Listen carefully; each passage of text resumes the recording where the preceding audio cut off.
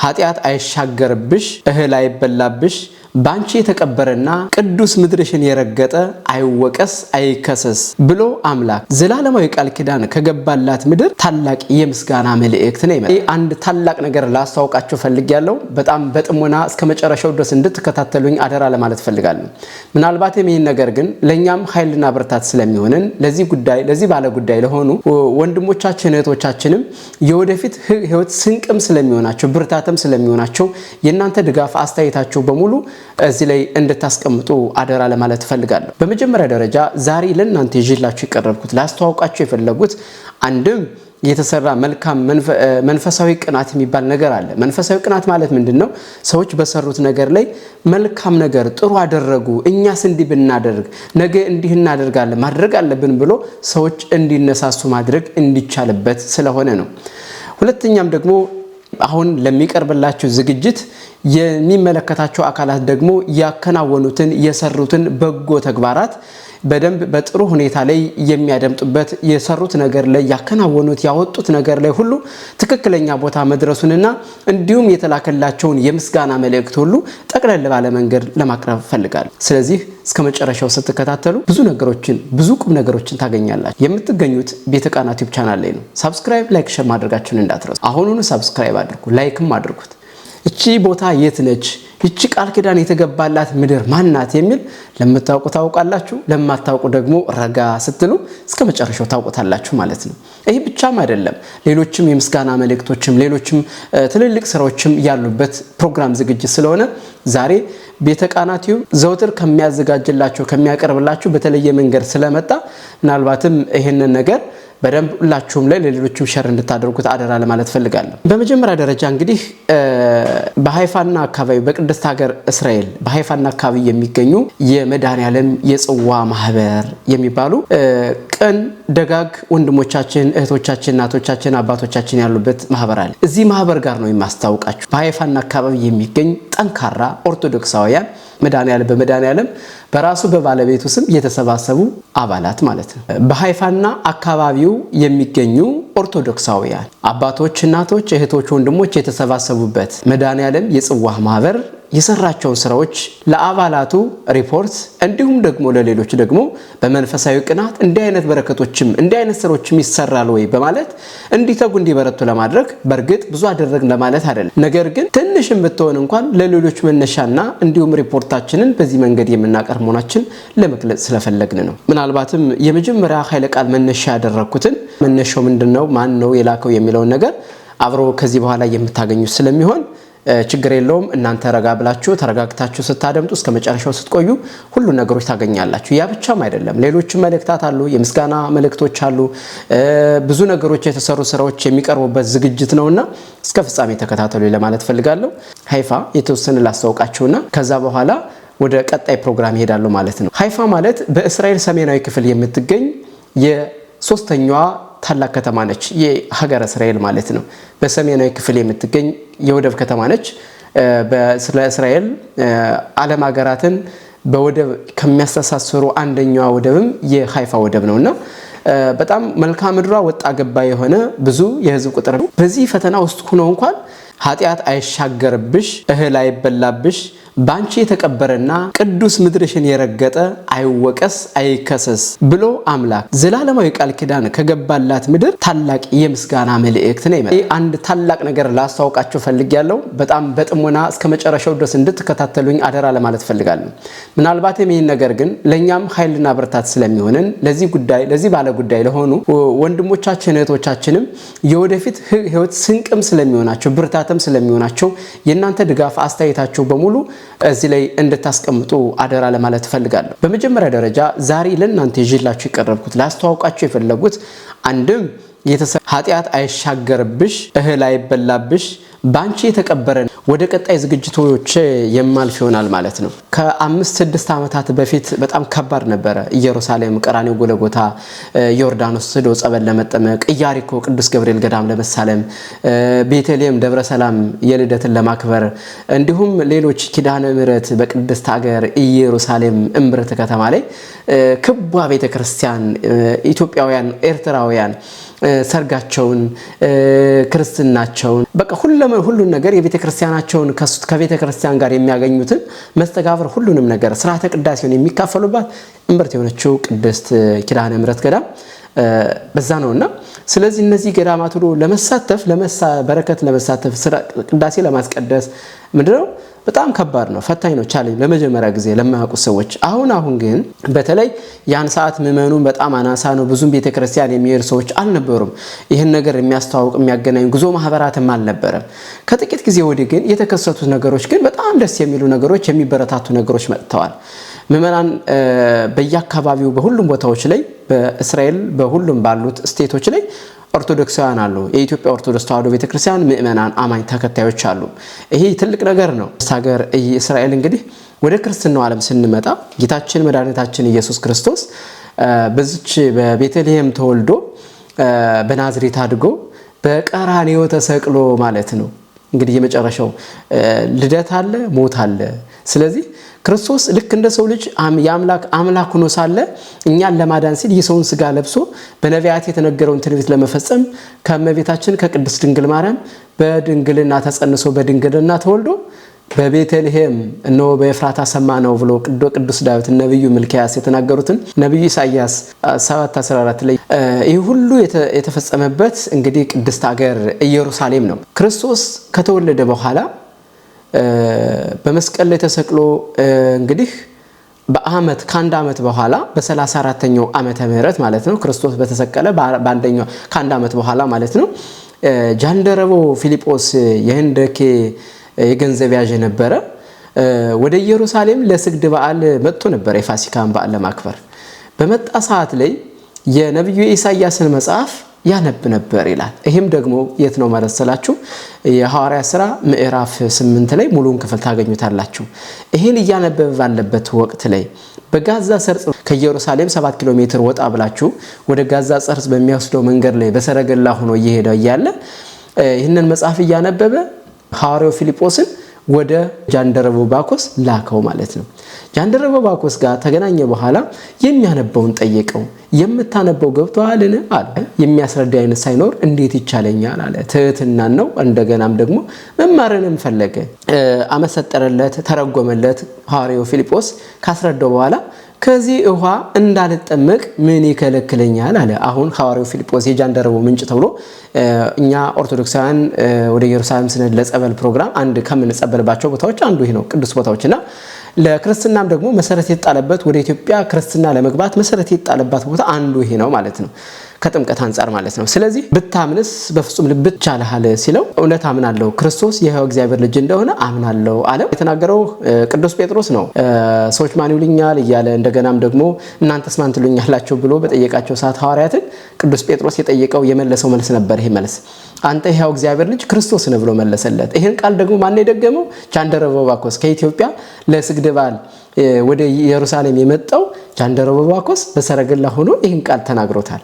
ይህም ማለት ስጋና ደም አልገለጠልህም ብሎ ለጴጥሮስ የተናገረው እንግዲህ ለጃንደረባው ያ ማለት የእግዚአብሔር መንፈስ አንደኛ ፊልጶስን ሐዋርያው ፊልጶስን ወደሱ እንዲመጣ ያደረገው የእግዚአብሔር መንፈስ ቅዱስ እንደሆነ ተጽፏል። መንፈስ ቅዱስ ወደ እርሱ ላከው ይላልና ስለዚህ በዚህ መሰረት ክርስትና ዛሬ ቦታ ላይ መሰረት ተጥሏል ማለት ነው። ይሄ ከሆነ በኋላ እንግዲህ ክርስትና በዚህ ከተጣለ በኋላ ከዛ አንስቶ ክርስትና ኢትዮጵያ ላይ ያው ከቤተ መንግስቱ ጀምሮ ክርስትና መስፋፋት ጀመረ። የክርስትና ሀገር ከዛ ኦሪትን ስትሰዋ መስዋዕቷን ስታቀርብ የነበረ እንዳለ ወደ ወንጌሉ ዓለም ተሻገረች ክርስትና ማለት ነው። ክርስትናን ተቀበለች ሙሉ ለሙሉ። በዚህ መንገድ ኢትዮጵያውያን እንግዲህ የክርስትና ወንጌልን መስፋፋት በዛ ጀምሯል ማለት ነው። ይህን ካልኳችሁ ኢትዮጵያና እስራኤል የሚያቆራኛቸው ይሄ አለ። ነብዩ አሞጽ ደግሞ አንድ ነገር እንዲህ ብሎ አለኝ።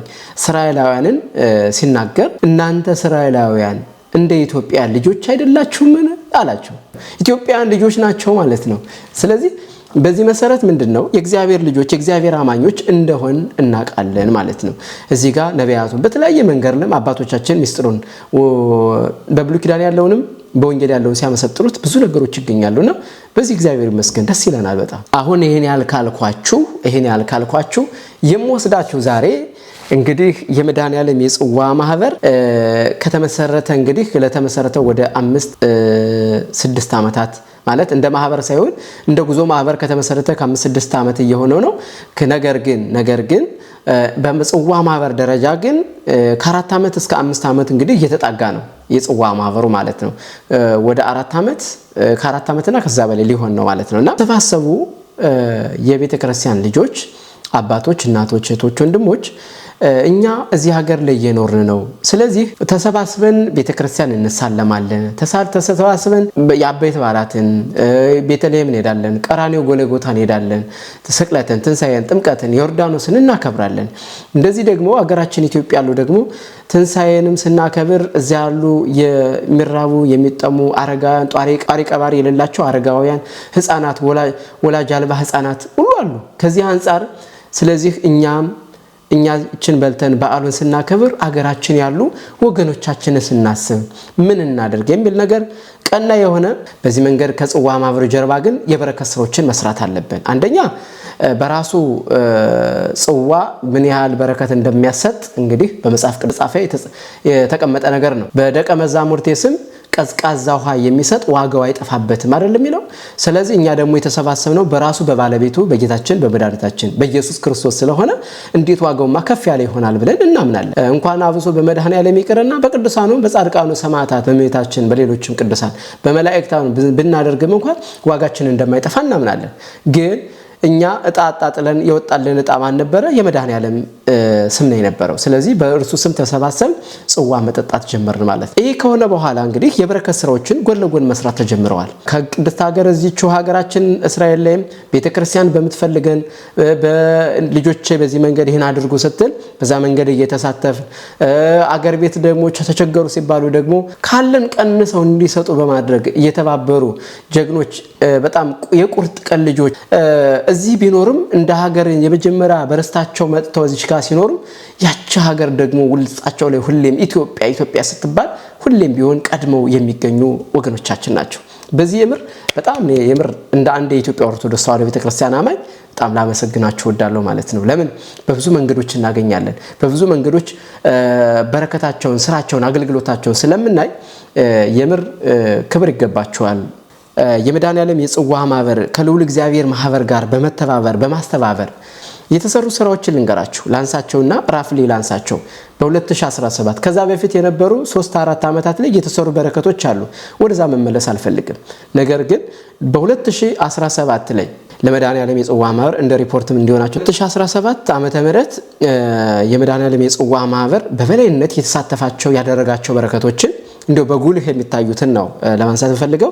አንደኛ የልደት በዓልን መሰረት በማድረግ ለዋልድባ መነኮሳት ይሄም ለዋልድባ መነኮሳት መርዳት ከጀመርን እንግዲህ 3-4 ዓመት ሊሆን ነው መሰለኝ። አይ ቲንክ በየዓመቱ የመድኃኔዓለም የጽዋ ማህበር ቃል የገቡትን እያዋጡ በዓመት ለዋልድባ አበረንታት ገዳም በረከታቸውን ይልካሉ ማለት ነው።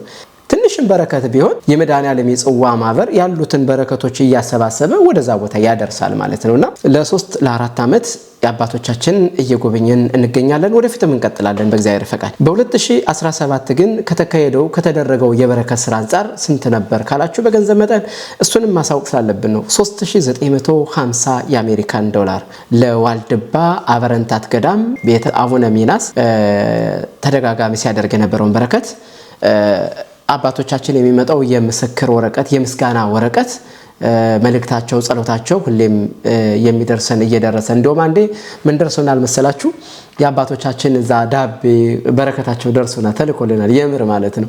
ይሄን ካልኳችሁ ከዋልድባ ገዳም የተላከውን መልእክት የአባቶችን ደብዳቤ ብዬ ባስቀድምላችሁ ደስ ባለኝ። የነሱ መልእክት ለኛ ትልቅ ገዥ ሐሳብ ስለሆነ ማለት ነው። በኢትዮጵያ ኦርቶዶክስ ተዋሕዶ ቤተክርስቲያን የዋልድባ አበረንታት ገዳም ምክሆን ለገዳማተ ኢትዮጵያ ማህበረ ዘቤተ አቡነ ሚናስ ለክቡራን ልጆቻችን በቅድስት ሀገር ኢየሩሳሌም በሃይፋ ከተማ ለምትገኙ የመድኃኔዓለም የጽዋ ማህበር እና ለተከበሩት ቤተሰቦቻቸው በሙሉ የሕያው እግዚአብሔር ቸርነት የድንግል ማርያም አማላጅነትና ጸሎት አይለያቸው እያልን ሰላምታችንን ከገዳማዋሊ ሆነን እናቀርባለን ይሉናል።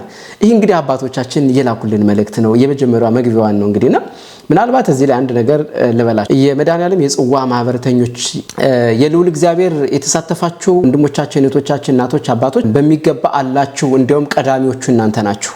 ቀዳሚዎቹ ማለት ነው። እኛ በራሳችን ቃል የገባነው በአመት 2 የትንሳኤና የልደትን በረከት የምናደርግባቸው ብለን ብንወስንም ግን ከጀርባ ሆናችሁ በጎን አብዛኛውን በረከቱ የተሳተፈው እነሱ ጋር ስለሆነ ማለት ነውና ለእናንተም ማለት ነው ይሄ ደብዳቤ ይሄ ምስጋና ምስክር ወረቀት ስማችሁ ተልቋል። ኦሬዲ በየአመቱ የምታደርጉት የተሳተፋችሁ ሰዎች ወንድሞቻችን፣ እህቶቻችን፣ እናቶቻችን፣ አባቶቻችን ሁሉም በረከታችሁን ልከናለኝ ከስማችሁን የክርስትና ስማችሁን ስለላክን ማለት ነውና በጸሎት የአባቶች በረከት እየደረሳችሁ እንደሆነ እናምናለን። እንግዲህ ይሄን ነው የምንለውና ስለዚህ አባቶቻችን እንግዲህ በዚህ መንገድ ነው እንግዲህ መልእክታቸውን የመጀመሪያ የሰላምታቸውን መልእክት የላኩልን ማለት ነው። ከሰላምታችን በመቀጠል አሉ በአባ ማርቆስ ተፈራጅ የተላካቸውልን ብር $3950 ደርሶን ተቀብለናል። አምላከ አበው የነፍስ ዋጋ ያደርግላችሁ ይሉናል። የዋልድባ በረንታት ገዳም በመጋቢት 27 ቀን 485 ዓመተ ምህረት በራሱ በመድኃኔዓለም የተገደመ ሲሆን የቃል ኪዳን ምድሩ በሰሜን ተከዜ፣ በምስራቅ እንሲያ፣ በምዕራብ ዛሪማ፣ በደቡብ አንዞና ወይቮ በሚባሉ ወንዞች የተከበበ ነው። እንግዲህ የዋልድባ አብረንታት ገዳም የተመሰረተው በ485 ዓመተ ምህረት ማለት ነው። እንግዲህ መጋቢት 27 ቀን እንደተመሰረተ ነው እዚህ ጋር መነሻውን የሚነግሩን። እንደውም ታሪካችን እያወቅን ነው። በዚሁ አጋጣሚ የዋልድባ አብረንታት ኃጢአት አይሻገርብሽ እህል አይበላብሽ ባንቺ የተቀበረና ቅዱስ ምድርሽን የረገጠ አይወቀስ አይከሰስ ብሎ አምላክ ዘላለማዊ ቃል ኪዳን የገባላት ምድር ናት። ዋው የሚገርም ነገር ነው። ወንደር ይሄ ነው ኢትዮጵያ። እንግዲህ አንዳንዴ በኢትዮጵያ ላይ የተገቡ ቃል ኪዳኖችን ሳይ በቃ ሳደምጥ ነፍሴ ልክ ሐሴት ታደርጋለችና ይሄን ያህል ነው። ዋልድባ ላይ እህል አይገባም። ቋርፍ ነው። በቋርፍ ነው የሚኖሩት አባቶቻችን መነኮሳት። ቋርፍ እየተመገቡ ነው። መራራ እየተመገቡ የክርስቶስን ለኛ የከፈለውን መራራ የሆነውን ያ የተጎነጨውን የከፈለልን ደሙን ያፈሰሰልን ስጋውን የቆረሰልን እያሰቡ የሚኖሩ አባቶቻችን ናቸው። ለኢትዮጵያ ዘወትር የሚጸልዩ የሚማልዱ ናቸውና አሁንም የኢትዮጵያ አምላክ የአባቶቻችን አምላክ ኢትዮጵያን ሰላማን ይመልስልን እያልኩ ወደ ቀጣይ ልቀጥል። ምንድነው እናንተም ይላል እንግዲህ የቃል ኪዳን ምድር እናንተም ይሄንን ስለምታውቁ የሀገር ርቀት ሳይበግራችሁ ሕያው እግዚአብሔር በሚያድለው ዘላለማዊ ሕይወት እንጂ በሚያልፍ ምድራዊ ባለጠግነት ሳትታለሉ ምጽዋትን ስጡ። ሌባ በማይሰርቅበት በማይቀርብበት ብዕልም በማያጠፋበት በሰማያት የማያልቅ መዝገብ ከልባችሁ የማያልቅ መዝገብ የሚሆኑትን የማያረጁትን ኮረጆዎች ለራሳችሁ አድርጉ። ሉቃስ ወንጌል ምዕራፍ 12 ቁጥር 33 ላይ የተገለጸውን ቃል መሰረት አድርገው የሚለውን መለኮታዊ ቃል ከልባችሁ ስላለ በገዳም ውስጥ በፀሐይ ሐሩሩ በበሽታ የሚኖሩ ደካሞች አረጋውያንን በመርዳት እውነተኛ ፍቅራችሁን በዚህ ስጦታ ገልጻችኋል። ይህም ትውልደ ጻድቃን የተባረኩ መዝሙረ ዳዊት መዝሙር 11 ቁጥር 12 የሚለውን የነብዩ ቃል በእናንተ ደግነት ተፈጽሟል ማለት ነው። የክብር ባለቤት እግዚእነ ኢየሱስ ክርስቶስ ስጦታችሁን ተቀብሎ በሕይወት መጽሐፍ ይጻፍላችሁ፣ የኃጢአት መደምሰሻ፣ የርኩስ ዲያብሎስ ድል መንሻ፣ የገነት መንግስተ ሰማያት መውረሻ ያደርግላችሁ። በወለዳችሁት በዘራችሁት ወጣችሁ ወርዳችሁ በጎበኛችሁ ባገኛችሁት ሁሉ ባርኮ ቀድሶ ይስጣችሁ። ከመከራ ስጋ ከመከራ ነፍስ ከዘመን መንሶት ከዕለት ጥቂት ይሰውራችሁ። ሰላም፣ ፍቅር፣ ጤና፣ ረጅም ዕድሜ ከነ ቤተሰቦቻችሁ ያድላችሁ በማለት አሜን አቡነ ዘበሰማያት ብለው በአባታችን ነው የሚለው ጸሎት ዘግተውልናል። ሕያው እግዚአብሔር ኢትዮጵያን ይባርክ ይጠብቃት ይላሉ። የአባቶቻችን በረከታቸው ረድኤታቸው በሁላችን ላይ ይደረግልን። በዚህ በረከት ላይ የተሳተፋችሁ ወገኖቻችንን በሙሉ አሁንም የአባቶቻችን በረከት ረድኤት በሁላችን ላይ ይሁን እያልኩኝ ምናልባት በዚሁ አንድ ነገር በዚሁ ይህን ሳልጨርስ እንግዲህ ይሄ የተላከው ነው በ2017 ከተሳተፍነው በረከት ላይ የአባቶቻችን የመጣ የምስጋና ወረቀት የምስጋና ወረቀት የአባቶቻችን ነው። ይሄንንም የምስክር ወረቀት የምስጋና ወረቀትም ለእናንተ አደረሰ። አባቶቻችን እኛ ልጆቻቸውን እኛ ኃጢአተኞችን በዚህ መንገድ አስበውን ደብዳቤ ጽፈውልን ላደረግናት ነገር እኛኮ እለት እለት የምንሰራው ኃጢአት እንኳን ለዛ ማስተስሪያ የሆነን ዘንድ ነው የአባቶቻችን በጸሎት የሚያስቡን ነው።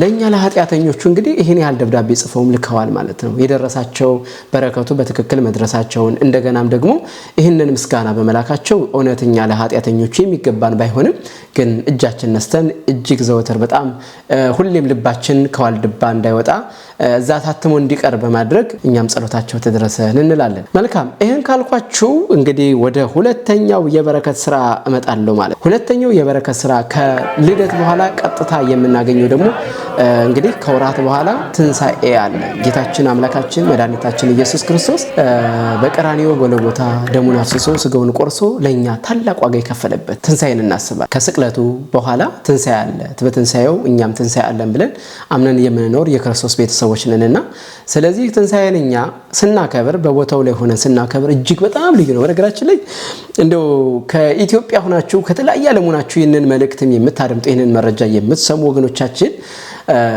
ቅድስት ሀገር ኢየሩሳሌም ሆናችሁ ስታደምጡ እለት እለት መንፈሳችሁን የሚታደሰው በነገራችን ለኔ እንደግሌ ኢየሩሳሌም ጎልጎታ ስንሄድ በቃ ሁሌም ያለው ውስጥ ላይ የሚሰማችሁ ስሜት ልዩ ነውና በተለይ ደግሞ ትንሳኤ ልደት እንደዚህ አበይት በዓላት ላይ ከኢትዮጵያ መጣው ወገኖቻችን አብረን ስናከብር የሚሰማው ስሜት ልዩ ነው። እናንተ ከዛ አንስታችሁ መጣችሁ ኢየሩሳሌምን ለማግኘት እንደምትጓጉት ሁሉ እኛ ደግሞ የእናንተ መምጣት ደግሞ በጣም ነው የሚናፍቀንና ሁሌም ኑልን ማለት እንፈልጋለን በዚህ አጋጣሚ። ስለዚህ አብረን ትንሳኤን ልደትንም እያከበርን በጥሩ ሁኔታ በፍቅር ደስ በሚል በድምቅ ባለ ሁኔታ ስናከብረው የተለየ ስሜት ነው ያለውና እንግዲህ እግዚአብሔር ያሰባችሁ የልባችሁን መሻት ይፈጽም።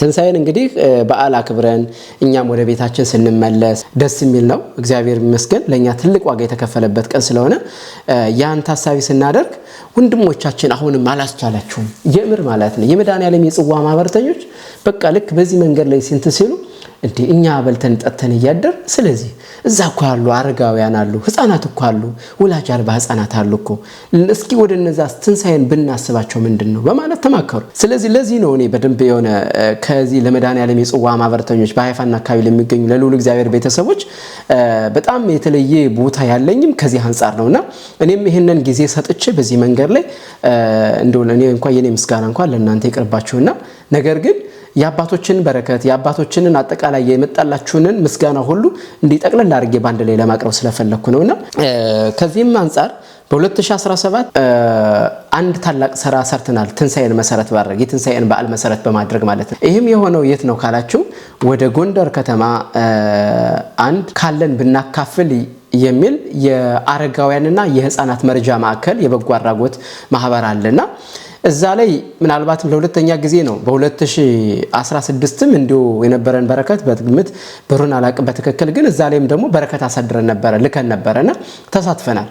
እግዚአብሔር ፈቃዱ ሆኖ 2017ም ይሄንን በረከት አሰባስበን ወደ እነሱ ነበር ያሰብነውና ያን ጊዜ እንግዲህ እኔም በቦታው ላይ ስለነበርኩ ያው ምስክር ነኝ ቦታውን አይቻለሁ እዛ የነበረው ሁኔታ አይቻለሁ። በእውነት ለመናገር ካለን ብናካፍል የሚለው የበጎ አድራጎት ማህበር እንደው ይሄን አይነት ነገር ቀና ነገር ሰምታችሁ ወደዛ ቦታ ላይ በረከት ለመሳተፍ እንደዚህ ለመርዳት ለማየት የምትሄዱ ካላችሁ አባራ ጊዮርጊስ ቀበሌ 8 ላይ አካባቢ ላይ ነው ያለው። እንግዲህ ሳይታቸውን ካልቀየሩ በስተቀር እስካሁን እዛ ላይ ነው ያሉ። ምናልባት ሌላ ቦታ ወደፊት የሆነ ቦታ እንደተመሩ ሌላ ቦታ እንደተሰጣቸው ሰፊ ቦታ እንዳለ ሰምተናል። ያ ተዘጋጅቶ ወደዛ ካለፉ ሰየው ግን ከለሉ ግን እዛ ላይ ነው ያሉት። ባይሆንም እንኳን ስልክ አለ የእንትኑ የማህበሩ የካለን ብናካፍል የነሱ ስልካቸው አለ እዚህ ላይ እንደውም ከስር ከዚህ ፎቶ ላይ አብሮ ይያዝላችኋልና እሱ ላይ በዛ ደውላችሁ ማናገር ትችላላችሁ። ለወገን ዘመዶቻችሁ ለጧሪ ቀባሪ ለሌላቸው አረጋውያን ለህፃናት የነሱ መጎሳቆል ህፃናት ጎዳና ላይ ወድቀው እነሱን አንስተው ወደ ማዕከል አስገብተው ያሳድጋሉ። አረጋውያን ጧሪ ቀባሪ የሌላቸውን ተቀብለው እዛ ላይ በተለያየ በህመም በብዙ መንገድ ላይ ያሉት ሁሉ እዛ ማዕከል ላይ ይገኛሉ። እንግዲህ ካለን ብናካፍል የሚባለውን የበጎ አድራጎት ማህበር ለሁለተኛ ጊዜ በመናደርገው በረከት ላይ እኔ በአካልም ተገኝቼ ነበር። ያው ይሄንን ተቋም ጎብኝቼ በዛው አይቼ እጅግ በማየቴ በጣም ብዙ ነገሮች ውስጥ ስሜት የተፈራረቀበት ነው። በነገራችን ላይ እውነት ለመናገር በጣም ያሳዝናል። እዚያ ያሉ ህፃናትን ሳያቸው ወላጆች ደካሞች አረጋውያንን ሳያቸው ያሉበትን ሁኔታ ስናይ ቦታው ላይ በንጽህና በደንብ ቦታው በጥሩ ሁኔታ የተያዘም ካለመሆኑ አንፃር እንደው በዚህ ዙሪያ ላይ እንኳን የምታግዙ ካላችሁና በጥሩ ቦታ እንዲሆን ለማድረግ የምትችሉ እግዚአብሔር የቻላችሁ እግዚአብሔር የፈቀደላችሁ ይህንን በረከት በተሳተፉበት መልካም ነው ለማለት ፈልጋለሁ። በእነሱ የሰበሰባቸውን እንደዛ ሰብስበው ያዟቸውን ሰዎች በማየቴ በጣም ደስ ብሎኛል። ወገን የሌላቸው መስላቸው የነበሩትን ወገን እንዲኖራቸውና ትንሽ እንኳን እነሱ የዕለት ምግባቸውን እንዲያገኙ እነሱ ጋር ሆነ ቀርበው ሰው ጋር እየተገናኙ እያወሩ እንዲጽናኑ አድርገዋቸዋልና የምር ማለት ነው ካለን ብናካፍል ላሉ የበጎ አድራጎት አስተባባሪ ቀዳሚ እንትኖች ኃላፊዎች እነ ዳዊት በጣም እናመሰግናለን። በጣም የምር ማለት ነው። በርቱ፣ ጠንክሩ። በዚህ የነበረኝ በጉብኝት ሰዓት ላይ እኛም የተሰባሰበ በረከት ነበረ። ትንሳኤ አረጋውያን ህፃናትን እንዲሁም ምግብ በዛን ዕለት የሌላቸው የሆኑ ሰዎችን ለመጠየቅ የተሰባሰበ በረከት ስለነበረ ያንን በረከት ወደዛ በማድረጋችን ምንድነው ህጄ በማናገራቸው ሰዓት የሆነው ነገር ላይ የነበረው እንዳለ ሆኖ ያንን በረከት ለማሳተፍ ስንል እነሱ ጋር የመጣ ነበረ። እኛ ያሰብነው ትንሳኤን እንዲገድፉ ለማድረግ ነበረ። እንደ መድኃኔዓለም የጽዋ ማህበር ተነጋግረን ሄድ ነው ወይም እህል ገዝተን ይዘንላቸው ለመግባት አለዛ ደግሞ ያን ቀን እንዲገድፉ ለማድረግ ነበረ። ግን በዛን አጋጣሚ አንድ ከአሜሪካ ያለች ለመልካም ስራ እየፈጠኑ ብዙዎች አሉና እንደዚህ የትንሳኤን በዓል ለመግደፍ በረከት አድርጋ ስለነበረ ከኛ በፊት ያ ስለዚህ ለትንሳኤ የሚያገድፍ ተገኝቷልኝ እግዚአብሔር ይስጥልን እናንተ በዚህ መንገድ ብታግዙን በማለት ሐሳብ አቀረቡልን። ያንን ሐሳብ ተቀብለን ምንድነው ሐሳባቸው የሚለው ነገር ላይ ላሞችን ገዝታችሁ ህፃናት ስላሉን ወተት ይፈልጋሉ፣ ህፃናቱ በጣም በምግብ የተጎዱ ናቸው፣ ለነዚህ ህፃናት ወተት ያስፈልጋቸዋል። ስለዚህ እንደው ላሞች ብገዙልን እንደው ጥጃ አላት ከነጥጃው ያለ ላም ብንገዛ የሚላሉ። እንግዲህ ያለን አቅም ላም ስንት ነው፣ ዋጋዋ ስንት ነው፣ የብሩ መጠን ስንት ነው የሚለው ነገር ላይ በዛን ሰዓት ላይ እርግጠኛም ስላልነበር ያው ሐሳቡን እንደ ሐሳብ ተለያየን ማለት ነው። ከዛ በኋላ የሆነው ነገር ምንድነው እኛም ከዚህ አስተባባሪ ካሉት ወንድሞች ጋር ተነጋገርን። በኋላ የሆነው ነገር ያለን የብር መጠን አየን፣ ዋጋ ተጠየቀ። እዛ ላይ ሲጠየቅ ወደ 2 ላም ከነጥጆቻቸው እንደሚያስገዛን ስናረጋግጥ በ470 ሺህ ብር 2 ላሞችን ከነጥጆቻቸው በዚህ በፎቶ በምስል በቪዲዮ እንደምትመለከቱት ገዝተን አስረክበናል ማለት ነው። ይሄ ለካለን ብናካፍል ለበጎ አድራጎት ማህበር ቅድስት ሀገር ኢየሩሳሌም ከቅድስት ሀገር እስራኤል ከአይፋና አካባቢ ከሚገኙ ከመድኃኔዓለም የጽዋ ማህበረተኞችና ከልዑል እግዚአብሔር ቤተሰቦች የተሰባሰበ የበረከት ብር ነው። ይህ አንድ ሰው ግለሰብ አይደለም። የብዙዎች ለችግረኞች ይድረስልን ያሉትን ብር አሰባስበን ያደረስነው ነውና በዚህ የመድኃኔዓለም የጽዋ ማህበረተኞችና የልዑል እግዚአብሔር ቤተሰቦች ልትኮሩ ይገባቸዋል ማለት ነው። የምር ማለት በጣም ለእናንተ ክብር ይገባቸዋል ማለት ነው። ሲገዙ 2 ትልልቅ ላሞች ከልጆቻቸው ጋር ከልጅ ጋር ነው የነበሩ። እነዚህ ትልልቅ ልጆች አሁን ላይ ትልልቁ ነው። ምናልባትም እንግዲህ እየተዋለዱ የሚሆን ደግሞ ጥጆቹን የገዛ ነው ሆን ብለን ናቸው። እንስት ናቸው፣ ወንድ አይደለም የገዛ ነው። ማዕከሉም ይሄንን ሲገዛ በደንብ ታሳቢ አድርጎ ነበር የነገረንና የገዛ ናቸው። ጥጆቹ እንስት ነበሩ። ነገር ራሱ እነዚህ ይጥፍ እየሆኑ ለማዕከሉ ትልቅ የገቢ ምንጭ የሚሆኑ ሁለተኛም ደግሞ ለህፃናቱ ወተትም የሚሆኑ ናቸው ማለት ነውና ስለዚህ የምትሳተፉት ነገር ላይ ዝም ብሎ ሜዳ ላይ አልቀረም፣ በትክክለኛ ቦታ ላይ እየደረሰ እንደሆነ እንድታምኑ እንድትረዱ ስለምንፈልግ ነው። ይህንን በግልጽ እንደ ሪፖርትም ለእናንተም ከዚህ ውጭ ለሆኑ ግን እንደ አጠቃላይ እንደ ሚዲያ ደግሞ ሲቀርብላችሁ አጠቃላይ ይሄ ሚዲያ ላይ ያለው በተለያየ ዓለም ላይ ሆናችሁ ይህን ነገር የምታደምጡ ደግሞ እንደ አይነት በጎ ስራዎችም እየተሰሩ ናቸው። በእርግጥ አይሰራ ማለት ሌሎቻችሁ አይሰሩ ማለት አይደል። ከዚህ የተሻለ ስራ የሚሰሩ ተቋማትም ማህበራትም እንዳሉ እናምናለን። ግን የኛ ደግሞ በዚህ መንገድ ላይ ደግሞ ያደረግናትን እንዲሁ ለማሳወቅ ለመመጻደቅም ሳይሆን ግን ለመንፈሳዊ ቅናት እንዲሆን ነውና በዚህ መንገድ እንድትረዱ እንፈልጋለን። ሌላውና ወደ አራተኛ ስመጣላችሁ ደግሞ አንድ ወንድማችን ከኢትዮጵያ ወደ ቅድስት ሀገር እስራኤል ለአይምሮ ቀዶ ሕክምና ለማድረግ የመጣ ወንድማችን ወጣት ንብረት በየነ በጣም የእውነት ማለት ነው እግዚአብሔርን የምናመሰግንበት እሱም በክብር በእውነት እግዚአብሔር ቸርነቱን አብዝቶለት የእመቤታችን የቅድስት ድንግል ማርያም ምልጃ ከእርሱ ጋር ሆና ታላቅ ታሪክ የተሰራበት ነውና በሃይፋ አካባቢ የሚገኝ የራምባም ሆስፒታል አለ፣ ትልቅ ሆስፒታል አለ። እዛ ላይ ሕክምና ለማድረግ ነበር እንግዲህ ከገና ከኢትዮጵያ ሲመጣ $5000 አሜሪካን ዶላር ላይ ሙሉ ሕክምና ለማድረግ ቀዶ ሕክምና ለማድረግ ነበር ተፈራርሞ የመጣው። በመጣ ሰዓት ግን ቼክአፕ ከተደረገ በኋላ ኦሬዲ ኮምፕሊትሊ ብሩ አልቋል ነው የተባለው። ያመጣው ተቋም ብሩ አልቋል፣ ብር $72000 አሜሪካን ዶላር ጭማሪ ያስፈልጋል ብለዋል ነው የተባለውና በዚህ ሰዓት ይሄ ልጅ የሰጠውን ብር ሰጥቷል፣ ሙሉ ብር። እንደገና $72000 አሜሪካን ዶላር ተጠየቀ። በዚህ መካከል ላይ ያስታማሚ ይዘው የመጣችው አክስቶ አብራ ብትኖርም ግን ምኑን ያድር ልባቸው ተነክቶ ሀዘን ውስጥ በመግባታቸውና እዛው ላይ ራምባ ሆስፒታል የሚሰሩ ሰራተኞች በሙሉ የመጀመሪያ ብር ማሰባሰብ ነው የጀመሩት ማለት ነው። ብር ማሰባሰብ በጀመሩ ላደረጋችሁት ላስተባበራችሁት ሁሉ ነገር እጅግ እናመሰግናለን። ከዛ በመቀጠል ይሄ ነገር ተሰምቶ እኛም ጋር ደረሰ ማለት ነው። እሱን ለመርዳት ወንድማችን ለመርዳት በተደረገው በተደረገው ርብርብ ብዙ ሰዎች ተሰባስበዋልና ያ ሁሉ ሆኗልኝ። ይሄ ሁሉ እንግዲህ የእግዚአብሔር ድንቅ ስራ ነውና እኛም ከሰማን በኋላ ያው ማድረግ ያለብን እንደ መድኃኔዓለም የጽዋ ማህበር ምን እናደርግ ብለን ተነጋገር። ግን ከዛ ቀድሞ በሃይፋና አካባቢ ያለው በየአካባቢው በእድር በምን መሰብሰብ ያለበት በቃ መሆን ያለበት ነገር ተሰብስቧል። የመድኃኔዓለም የጽዋ ማህበር ይሄ ልጅ ያበር ተሰባስቦ ሕክምናውን $72000 ለመድረስ የማይቻልበት ስለሆነ ይሄ ልጅ ሕክምናውን እንዲያደርግ ምን እናደርግ ሲባል ይሄ እንቅስቃሴ ወደ መላው እስራኤል መሳተፍ አለበት መውጣት አለበት የሚለው ነገር ታሳቢ ተደረገ። ከዛም ከመድኃኔዓለም የጽዋ ማህበር እንግዲህ የሚያገለግሉ ወንድሞቻችን ጋር በመነጋገር የወንድማችንን ታሪኩንና የመጣበትን ጉዳይ ያው በእንትን ሁኔታ ወደ ሚዲያ እንዲወጣ ተደረገ ማለት ነው። ወደ ሚዲያ እንዲወጣ ተደረገ፣ በመላው እስራኤል እንዲደመጥ ተደረገ።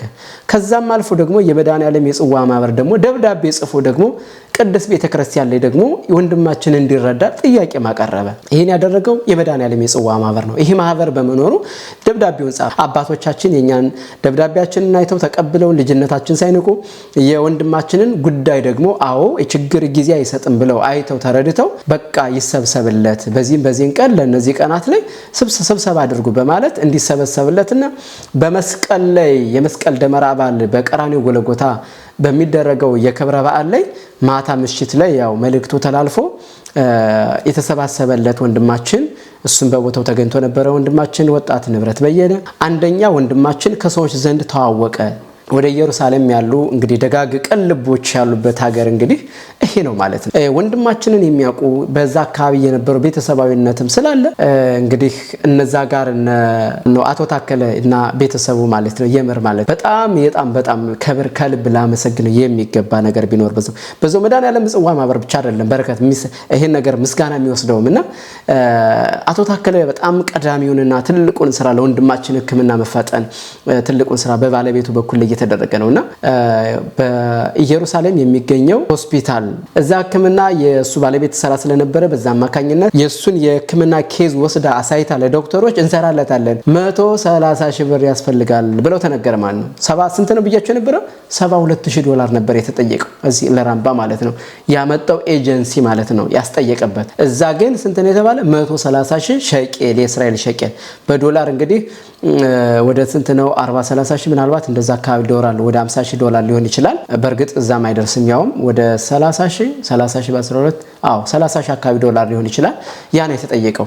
ያንን ብር ግን ለማምጣት አሁንም ቢሆን ብሩ በጣም ትንሽ ነው በጣም ትንሽ ነው። ለምን $70,000 ያልበለጠ ነበር በእጁ የተሰበሰበ ብር የነበረውና ግን ያንን ብር ያንን ሕክምና ለማድረግ እንደገና ዶክተሮቹም እየተባበሩን የተወሰነ እየቀነሱልን ሕክምናውን ሌላው ቀሪውን ብር እንዴት እናደርግ ሲባል ወደ $110,000 ድረስ ወርዷል። ከዛ በኋላ ግን ቀሪውን ብር አቶ ታከለ በባለቤቱ ስም ተያዥ ሆነው $30,000 በእነሱ አካውንት ተያዥ ሆነው ወንድማችን የመጀመሪያውን የቀዶ ሕክምና ስለዚህ የመጀመሪያውን የቀዶ ሕክምና ለማድረግ እንግዲህ ወደዛ እንዲገባ ተደረገ ማለት ነው።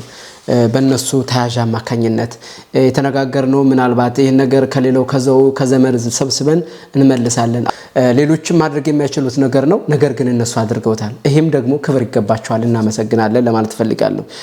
በዚህ አማካኝነት ስለዚህ ወንድማችን በዚህ መንገድ ላይ ሁሉ እንዲሆን የመድኃኔዓለም የጽዋ ማህበር የበኩሉን ድርሻ ተወጥቷል። ሰዎች ጋር ከማገናኘት የሚችለውን መንገድ በረከት ለማሰባሰብ ጥረት አድርጓልኝ ማለት ነውና ወንድማችን አሁን ባለበት ሁኔታ እግዚአብሔር ይመስገን ሙሉ እንግዲህ ጤንነቱ ተመልሶ ያ ሁሉ ትንሽ የሚያመው የነበረው ሁሉ ነገር ተመልሶለት በጥሩ ሁኔታ ስራ ላይም እየሰራ ይገኛልና ለዚህ ሁሉ ነገር የነገሮች ሁሉ ባለቤት መድኃኔዓለም ኢየሱስ ክርስቶስ ክብር ምስጋና ይድረሰው እንላለን። ዛሬም ወንድማችንን ወገኖችን እያመሰገነ በዚህ መንገድ የረዱትን የተራዱትን በሙሉ ያመሰገነ ይገኛል። ምናልባትም እግዚአብሔር ከረዳን ወንድማችን አንድ ቀን ለምስጋናና እንደው እሱን ያለውን ሁኔታ ላይ በኢንተርቪው መንገድ ይዤላችሁ የሚቀርብ ይሆናል እግዚአብሔር ከፈቀደ ማለት ነው።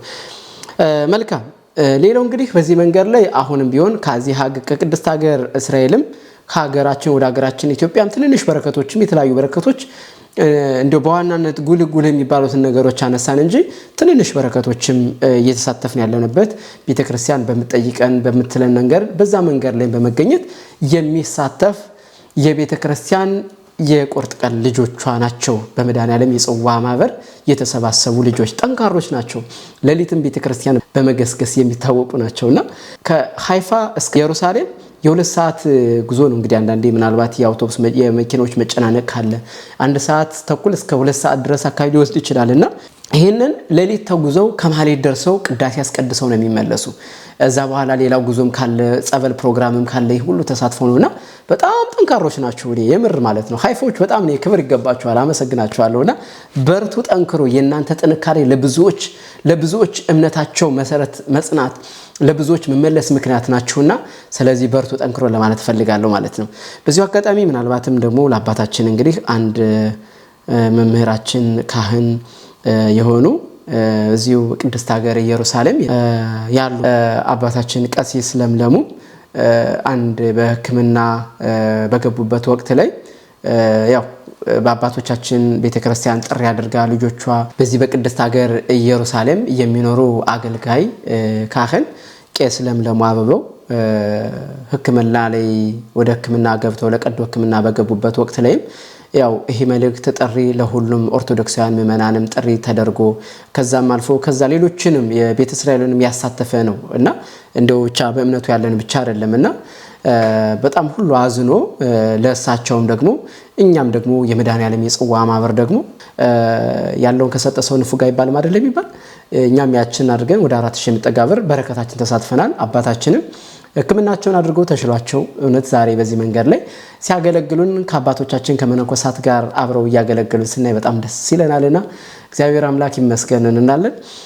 በአጠቃላይ እንግዲህ እንደ አይነት በረከቶችን እየተሳተፋችሁ ያላችሁበት ነው የመድኃኔዓለም የጽዋ ማህበር ማለት ነው። እዚህ መሰረት አድርጌ ግን ማስተላለፍ ፈልገው ነገር አለ። እንደ አጠቃላይ ለማህበረተኞቻችን በሃይፋና አካባቢ ለምትገኙ ኦርቶዶክሳውያን ምእመናን እንዲሁም ለመድኃኔዓለም የጽዋ ማህበረተኞች ያደረጋችሁት በረከት በከንቱ ባዶ ቦታ እንዳልቀረ ትክክለኛ ቦታው ላይ እንደደረሰ ግን እንድታውቁልን እንፈልጋለን ለማለት ያህል ነውና በዚህ መንገድ ላይ በረከታችሁ በእያንዳንዱ በየአይነቱ በየቦታው ደርሶላችኋል። ስለዚህ ይሄ በረከታችሁ ነው። እንግዲህ እኛ ይህን ነገር ስናቀርብላችሁ ዝም ብለን አይደለም፣ ነገር ግን እናንተም ሌሎችም ነገም ደግሞ መንፈሳዊ ቅናት ይዞን ከዚህ የበለጠ እንድንበረታ የበለጠ ለተሻለው ነገር እንዲሆንን ለማድረግ ነው። አንድ የረሳሁት ነገር አለ፣ በጣም ይቅርታ። በቅርቡም ደግሞ አንድ የተላከ በረከት አለና እሱንም ደግሞ ላጋራችሁ እንጂ በጣም ይሄ ደግሞ ልብ ሰባሪ ነው የእውነት ማለት ነውና ልብ ሰባሪ ነው ያልኩበት ምክንያት ለምን ነው ካላችሁኝ አባቶቻችን ቀለብ አንሷቸው እንግዲህ አባቶቻችን አንድ ማዕድ በልተው አንዲት ማዕድ ተመግበው በጸሎት የሚበረቱ 24 ሰዓት እግዚአብሔርን የሚያመሰግኑ አባቶቻችን እምንበለው ቸገረን ልጆቻችን ለቁመተ ስጋም እኮ እህል ያስፈልጋል። ጌታችን መድኃኒታችን ኢየሱስ ክርስቶስ ወደ ምድረ በዳ መንፈስ ይዞት ከወጣ በኋላ ይልና በማቴዎስ ወንጌል ምዕራፍ 4 ላይ ያለው ቃል አለ። ሰይጣን ክርስቶስን ሲፈትነውና ይህን ድንጋይ ዳቦ እንዲሆን አድርግ ብሎ በፈተነው ሰዓት ላይ ሰው ልጅ በእንጀራ ብቻ ሳይሆን በእግዚአብሔር ቃል ጭምር እንጂ ብሎ መልሶለታልና ይህም ቃል በወንጌል የተጻፈው ነውና ከዚህም አንፃር የቃለ እግዚአብሔር ሕይወት ስንቅ ነው፣ ለነፍስም ስንቅ ነው። ነገር ግን ደግሞ ለቁመተ ስጋ ቃለ እግዚአብሔርንም ለመነጋገር እግዚአብሔርንም ለማመስገን ግዴታ ደግሞ ለስጋ ምግብ ያስፈልጋታልና ለቁመተ ስጋ ስለሚያስፈልጋቸው አባቶቻችን እንዲህ አይነት መልእክት ሲልቁ ውስጣችን ነበረ የነዘረንና እንደሰማን ምን እናደርግ በቃ ይሄ ነገርማ እንዴት አባቶቻችን በዚህ ድረስ መልእክት ልከውብን እንዴት ዝም እንላለን በማለት የመድኃኔዓለም የጽዋ ማህበር አስተባባሪዎች የመጀመሪያ ያደረጉት ነገር ምንድነው ካላችሁ የገዳሙን በትክክለኛ መልእክቱ ከገዳሙ መምጣቱን አባቶቻችን ይህን መልእክት በማን በኩል እንደደረሰን እስከ መጨረሻው ድረስ አጣራን።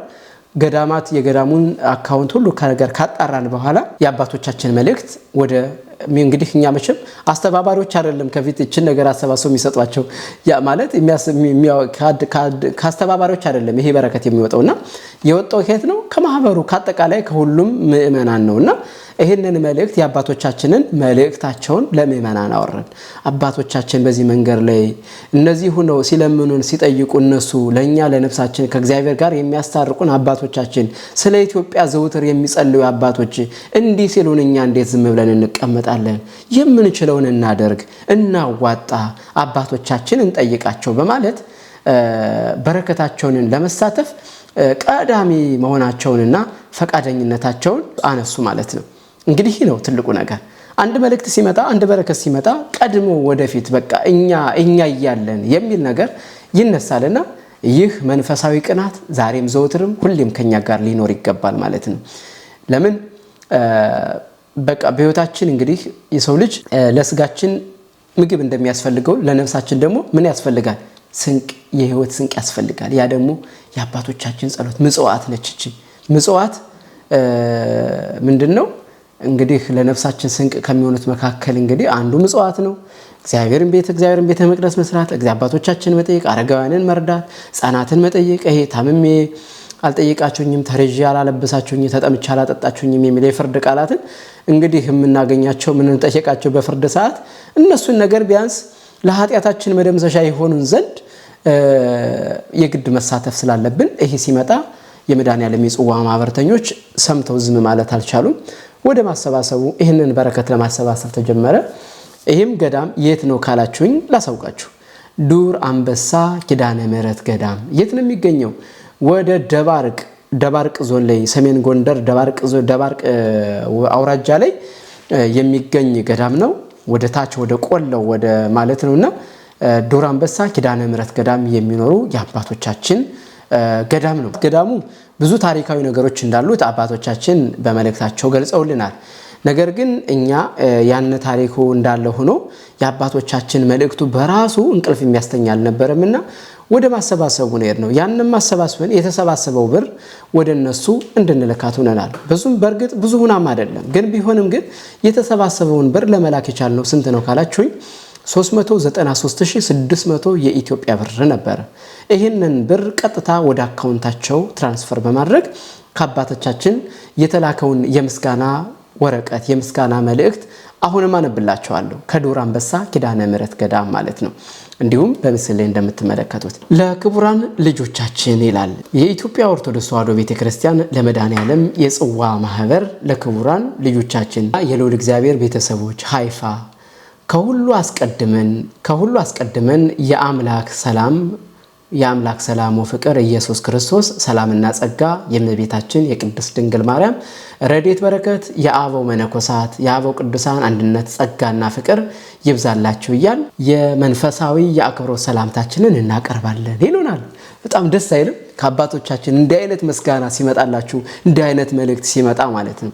ይሄ እኮ የሆነው በመሰባሰባችን ነው። ይሄ እኮ የሆነው እኛ በረከቶቻችሁን በአንድ ላይ ሰብስበን በመላክ እኮ ነው። ስለዚህ ምስጋናው የእናንተ እንጂ ይሄ የአንድ ሰው የግለሰብ አይደለም እና ለዚህ በረከት በሙሉ የተሳተፋችሁ በሙሉ ይሄ ምስጋና የእናንተ ነው ማለት ነው። ስማችሁንም አብሮ ተያይዞ እየተላከ ስለሆነ ከዚህ በመቀጠል በገዳሙ አካውንት 393600 የኢትዮጵያ ብር ያደረጋችሁት አስተዋጽኦ እኛም በአቡነ ዘበሰማያትና ሰላም ለኪ ተቀብለናል። እኛም ላደረጋችሁልን እርዳታ ሁሉ ከልብ እያመሰገን ምንም እንኳን ከጊዜው ሕጸጽ አኳያ ኑሮን አሸንፎ ሌላውን ለመርዳት ወደ ኋላ ሳትሉ በጠንካራ መንፈስ ሆናችሁ በተሰጣችሁ ጸጋና ረድኤት ተጠቅማችሁ ከያዛችሁ ተሳትፎ ሳትበርዱ በሚቻላችሁ ሁሉ በመለገስ እውነተኛ የሆነ ጥልቅ ፍቅራችሁን ገልጻችኋል። ወደ እግዚአብሔር መንግሥት በመከራ እንገባ ዘንድ ያስፈልጋል። የሐዋርያት ሥራ ምዕራፍ 14 ቁጥር 22 እንዳለ መንፈሳዊ ፍሬ የሚገኘው እስከ መጨረሻው በቁርጥ ሕሊና በያዙት ትሩፋት መታገል በመሆኑ በአገልግሎት የጀመራችሁትን ተሳትፎ በጸጋ በበረከት እንድትፈጽሙ በሕገ ልቦና ታዛችሁ ከሚቀበል ይልቅ የሚሰጥ ንዑድ ክቡር ነው እንዳለና እንዲሁም ሌሎች ከሀብታቸው ከፍለው ሰጡ። ይቺ ድሃ መበለት ያላትን ትዳሯን ሁሉ በሰማያዊ መዝገብ አኖረች እንዳለ ጌታ በሉቃስ ወንጌል እናንተም ሁልጊዜ ገንዘባችሁን ንብረታችሁን በመስጠት በቅን ልቦና በእግዚአብሔር በመታዘዝ የእምነት አሻራችሁን እርሻችሁ የጥበብና የጸጋ መኸር ሰብሰባችሁ ስለሆነም በዚህ በተቀደሰ ተግባር በመጠመድ ሰማያዊ ስንቃችሁን በማስቀደም ለምትገኙ ልባሞች ልጆቻችን በእጅጉ እናመሰግናችኋለን ይሉናል። ስለዚህ ይህንን የተወደደ ተግባር አምላክ አበው አይለውጥባችሁ፣ ስጦታችሁን ተቀብሎ በአምደ ወርቅ ቀለም ወርቅ ይጻፍላችሁ፣ የኃጢአት በደምሰሻ የመንግሥተ ሰማይ መውረሻ ያደርግላችሁ። በወለዳችሁት በዘራችሁት በነዳችሁት ባለ ንብረት ኮ ቀድሶ ይስጣችሁ። ሀብተ ሥጋ ሀብተ ነፍስ ያሳድርባችሁ። ዝናበ ምሕረቱ ጠለ በረከቱን ሁልጊዜ አይንሳችሁ። በሕጉ በትእዛዙ ያጽናችሁ። ዘመኑን ዘመነ ምሕረት ዘመነ ሰላም ያደርግልን። አሜን። አቡነ ዘበሰማያት መምህር ወማህበር ደብረ አንበሳ አቡነ ኪዳነ ምሕረት ደብረ ኪዳነ ምሕረት አንድነት ገዳም ይላል። ይህ እንግዲህ ከደብረ አንበሳ አንድነት ኪዳነ ምሕረት ገዳም የተላከ የምስጋና መልእክት ነውና በዚህ መንገድ እንግዲህ ለመድኃኔዓለም የጽዋ ማህበረተኞችና ለልዑል እግዚአብሔር ቤተሰቦች በዚህ በረከት ለተሳተፋችሁት በሙሉ የተላከ መልእክት ስለሆነ እንግዲህ ይድረሳችሁ ብለናል። እስካሁንም ምናልባትም በመልእክት እንደዚህ ደርሰ አድርሰናችኋል። ግን ዛሬ በይፋ ደግሞ እንደዚህ በግልጽ በሰዎች ፊት ዘንድ እንድናመሰግናችሁና ከዚህ የበለጠ እንድትበረቱ እንድትጠነክሩ ለማለት ስንልም ይህንን መልእክት ልናደርሳችሁ ወደናል ማለት ነው። አምላከ ቅዱሳን እንግዲህ የረዳን እግዚአብሔር በቸርነቱ ከኛ ጋር ያልተለየ ዘወትርም የአባቶቻችን አምላክ ክብር ምስጋና ይድረሰው። ከዚህ በመቀጠል አንድ ሌላ የመጨረሻው መልእክቴን ግን በዚህ ማሳሰብ ፈልጋለሁ። የዋልድባን አበረንታት አንድነት ገዳም እንደነገርኳችሁ የተሳተፋችሁት የመጀመሪያው በረከት ላይ እንግዲህ እሱን አንስተናል። ዘወትር በየዓመቱ ልደትን ለዋልድባ ገዳም በሚል ቃል በገባነው መሰረት እያደረግን እንገኛለን። ወደፊትም እግዚአብሔር አምላክ በዚህ ሁኔታ እንድንቀጥል ቸርነቱ ይርዳል እያልኩኝ አሁንም የፊታችን ልደትን ለዋልድባ ገዳም በሚል የበረከት ተሳትፎውን ይጀምራል። ከዚህ ሰዓት ጀምሮ የመድኃኔዓለም የጽዋ ማህበርተኞች ቃል የገባችሁት ብትችሉ ሁላችሁም የመድኃኔዓለም የጽዋ ማህበር ሲባል ሁላችንም እንግዲህ ከፋዮች የሆነ ሁላችንም ይመለከተናል። ስለዚህ ቃል የገባናትን ሁላችንም እያወጣን እዚህ በረከት ላይ ምናልባትም እንደው የመሰለንና የጎደለብን መስሎን ወደ ኋላ ስንል ከበረከቱ እዛ ላይ እጃችን እያጠረን የሚወጣው እንጂ በሰጠነው ልክ እዛ በላይ እጥፍ እንደሚሆን ማመን አለብን። ስለዚህ ቃል የገባነውን ቃል በገባነው መሰረት የምንሰበስብ ሲሆን ሌላው ደግሞ የልዑል እግዚአብሔር ቤተሰቦች በሃይፋና አካባቢ የምትገኙ ምእመናን ግን እናንተ ደግሞ ይህ አባቶቻችን በረከት የዋልድባ ገዳም መነኮሳት አባቶቻችን ጸሎታቸው በረከታቸው በእናንተ ላይ በሁላችን ላይ እንዲደርሳችሁ ይሄ በረከት እንዳያመልጣችሁ የ2018 የበረከት ስራ እንዳያመልጣችሁ ከወዲሁ ቀድመን ይህንን መልእክት በሚዲያና እየገለጽንላችሁ እንገኛለን። ስብሰባውን ከዚህ ሰዓት ጀምረን ማስታወቂያ በዋትስአፕ ግሩፕ የምናስተላልፍላችሁ ይሆናል። ስለዚህ በዛ መሰረት በሚቀበሏችሁ በአስተባባሪዎች አማካኝነት ስልክ ቁጥራቸው በተላለፈው አማካኝነት በረከቶቻችሁን በሚያመቻችሁ በሚቀርባቸው ሰዎች አስተባባሪዎች አማካኝነት መስጠት ትችላላችሁ ማለት ነው። እንግዲህ አባቶቻችን ጸሎታቸው በረከታቸው ይድረሰን እያልኩኝ በቀጣይም ለምናደርጋቸው ነገሮች ሁሉ እግዚአብሔር በቸርነቱ ያድለን፣ ፍጻሜያችንን ያሳምርልን። ከዚህ የበለጠ ሌላ ነገር እንድንሰራ የአምላከ ቅዱሳን ይርዳን እላለሁ። የእመቤታችን የቅድስት ድንግል ማርያም ምልጃና ጸሎት ከሁላችን ጋር ይሁን። እጅግ ስላደረጋችሁት ነገር ሁሉ አመሰግናለሁ። ከዚህ የበለጠ በርቱ፣ ጠንክሩ። ለተሻለ ነገር ግን ለተሻለ ዓላማ እንድንሰራ እንድንበረታ አደራ ለማለት ፈልጋለሁ። ሰላም ጊዜ። እንግዲህ ለመድኃኔዓለም የጽዋ ማህበርተኞች እንደ ሪፖርት ይሆንልን። ይህንን ነበር የሰራችሁት ለልዑል እግዚአብሔር ቤተሰቦች እንደ ሪፖርት ይሆንልን። ይህን ነበር የሰራችሁት የበረከት ስራችሁ። ከዚህ ውጭ ላላችሁት ግን በቅድስት ሀገር ኢየሩሳሌም ለምትኖሩ ደግሞ እስራኤል ለምትኖሩ ደግሞ እንዲህ አይነት የበረከት ስራዎችን ወደ አባቶቻችን እንደምትደርሱ ብናቅም ሌሎች ስራዎችን እንደምትሰሩ ብናቅም ግን እንዲህ አይነት ስራዎችን ደግሞ እንደ መንፈሳዊ ቅናትም ሆኖ እናንተም እንድትበረቱ አገራችን ኢትዮጵያ ያሉ አባቶቻችን ወገኖቻችንን እንድትጎበኙ በዚህ መንገድ ላይ ያው እንድታዩ ለማለት ስንል በዚህ መንገድ አስተላለፍንላችሁ። ስላደመጣችሁን እጅግ እናመሰግናለን። በሌላው ዓለም ላይ የምትገኙም ይህንን ነገር አብነት በማድረግ በርቱ፣ ጠንክሩ እንላለን። መልካም ጊዜ